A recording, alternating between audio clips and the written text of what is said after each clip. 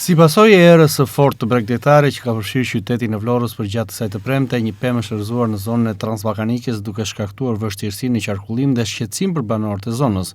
Problematika me pemë të rrëzuara janë evidentuar edhe në disa zona të tjera të qytetit, përfshirë lungomaren, ku era e fuqishme ka sjellë dëmtime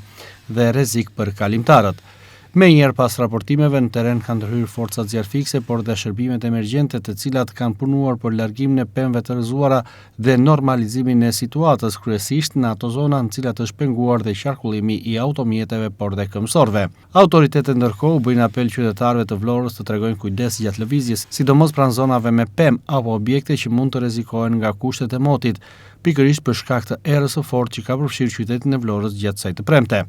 Situata gjatë ditës së sotme në qytetin e Vlorës ka qenë e rënduar për shkak të motit të keq, shoqëruar nga era e fortë që ka prekur qytetin, por dhe rreshtit e shiut që në disa momente kanë qenë edhe intensive, duke sjellë edhe dëmtime në pemë apo rënien e tyre. Përmirësimi i situatës dhe kushteve të motit pritet të ndodhë duke nisur vetëm prej orëve të vona të kësaj mbrëmjeje.